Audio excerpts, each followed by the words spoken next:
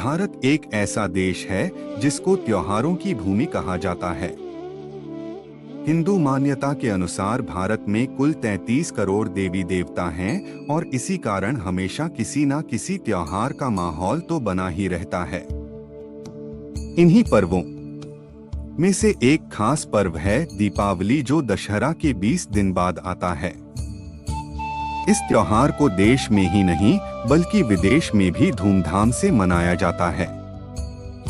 लेकिन हम दीपावली क्यों मनाते हैं? आखिर इसके पीछे क्या कारण है?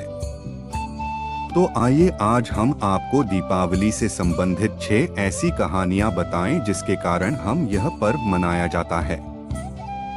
नंबर 1, यह कहानी सभी भारतीय को पता है कि हम दिवाली श्री राम जी के वनवास से लौटने की खुशी में मनाते हैं। मंथरा के गलत विचारों से पीड़ित होकर भरत की माता कैकेयी श्री राम को उनके पिता दशरथ से वनवास भेजने के लिए वचनबद्ध कर देती हैं। ऐसे में श्री राम अपने पिता के आदेश को सम्मान मानते हुए माता सीता और भाई लक्ष्मण के साथ 14 वर्ष के वनवास के लिए निकल पड़ते हैं। वहीं वन में रावण माता सीता का छल से अपहरण कर लेता है। तब श्री राम सुग्रीव के वानर सेना और प्रभु हनुमान के साथ मिलकर रावण का वध करके सीता माता को छुड़ा लाते हैं। उस दिन को दशहरे के रूप में मनाया जाता है और जब श्री राम अपने घर अयोध्या लौटते हैं तो पूरे राज्य के लोग उनके आने के खुशी में रात्रि के समय दीप जलाते हैं और खुशियां मनाते हैं। तब से यह दिन दीपावली के नाम से जाना जाता है। नंबर 2, पांडवों का अपने राज्य में वापस लौटना। आप सभी ने महाभारत की कहानी तो सुनी ही होगी। कौरवों ने शकुनी मामा के चाल की मदद से शतरंज के खेल में पांडवों का सब कुछ छीन लिया था। यहाँ तक कि उन्हें राज्य छोड़कर 13 वर्ष के लिए वनवास भी जाना पड़ा। इसी कार्तिक अमावस्या को वो 5 पांडव युधिष्ठिर, भीम, अर्जुन, नकुल और सहदेव 13 वर्ष के वनवास से अपने राज्य लौटे थे। उनके लौटने के खुशी में उनके राज्य के लोगों ने दीप जलाकर खुशियां मनाई थी। नंबर 3, सिखों के 6वें गुरु को मिली थी आजादी। मुगल बादशाह जहांगीर ने सिखों के 6वें गुरु गोविंद सिंह सहित 52 राजाओं को ग्वालियर के किले में बंदी बनाया था। गुरु को कैद करने के बाद जहांगीर मानसिक रूप से परेशान रहने लगा। जहांगीर को स्वप्न में किसी फकीर से गुरु जी को आजाद करने का हुक्म मिला था। जब गुरु को कैद से आजाद किया जाने लगा तो वे अपने साथ कैद हुए राजाओं को भी रिहा करने की मांग करने लगे।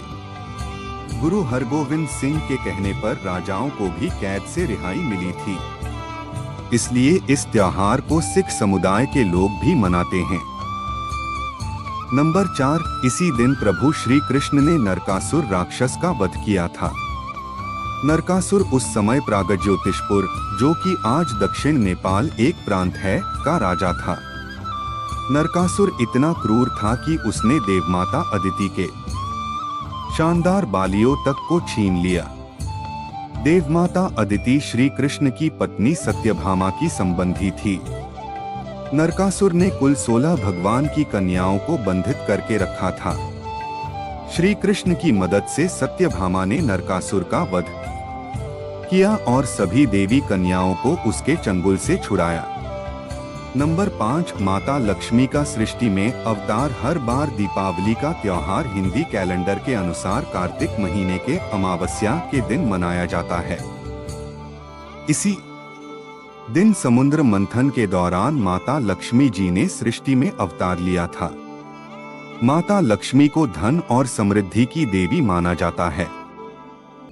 इसीलिए हर घर में दीप जलने के साथ साथ हम माता लक्ष्मी जी की पूजा भी करते हैं। यह भी दीपावली मनाने का एक मुख्य कारण है। नंबर 6, राजा विक्रमादित्य का हुआ था राज्याभिषेक। राजा विक्रमादित्य प्राचीन भारत के एक महान सम्राट थे। वे एक बहुत ही आदर्श राजा थे और उन्हें उनके उदारता, साहस तथा विद्वानों के संरक्षणों के कारण हमेशा जाना जाता है।